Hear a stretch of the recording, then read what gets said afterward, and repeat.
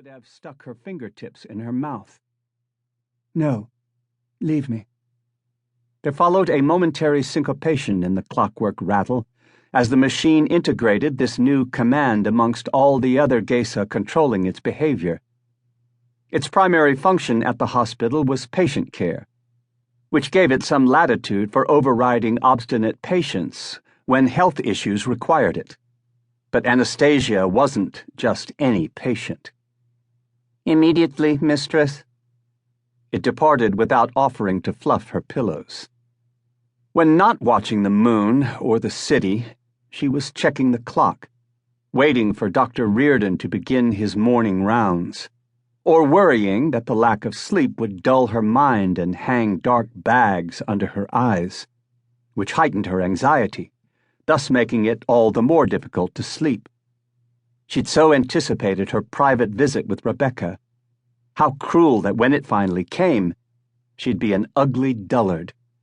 She yearned to emerge from her plaster cocoon at her prettiest, wittiest.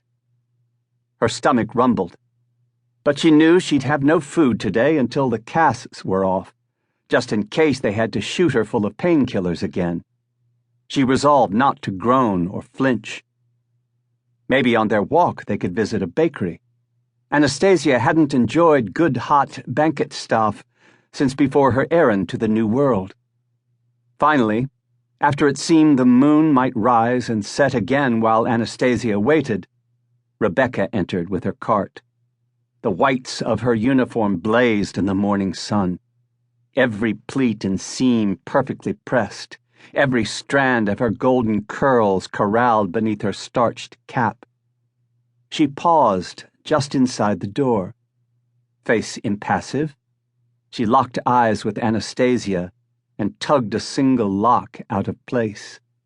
It dangled at the corner of her left eye like a party streamer.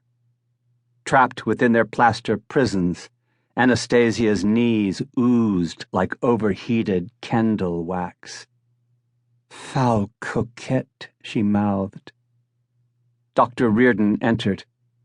"Good morning, Anastasia." Per her own request, he addressed her informally, although at first he'd omitted reference to her title only with visible unease, as if he expected the slight to conjure a herd of stem-winders.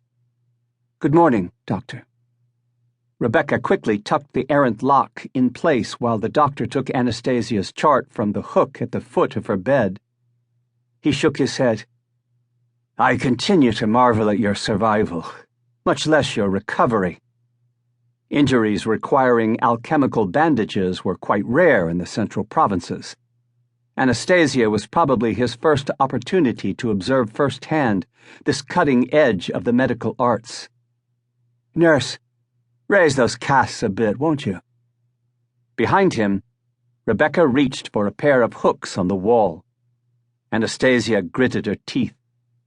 To the hooks were tied lines that ran over a system of pulleys to the slings cradling the plaster on her arms and legs. Legs that, she'd later learned from the ship's physician, had crackled like shattered porcelain when the hunters found her. But it wasn't her limbs that hurt. Raising the casts jostled her aching ribs. The sigils embedded in the casts and bandages had fueled her recuperation, but they'd done nothing for the pain. Alchemy was useful but never compassionate. Every clockmaker knew that. Reardon would be more impressed if he knew the truth behind her injuries.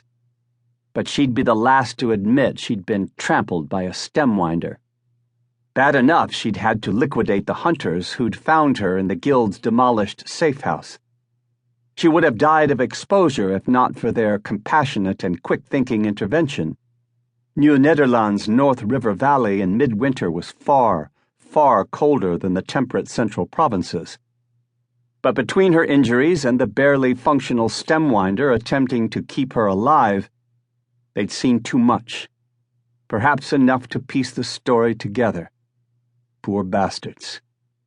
The ship's physician had met with his own unfortunate accident as well, falling overboard and plunging into the frigid North Atlantic, not long after innocently remarking how one particular bruise on Anastasia's chest resembled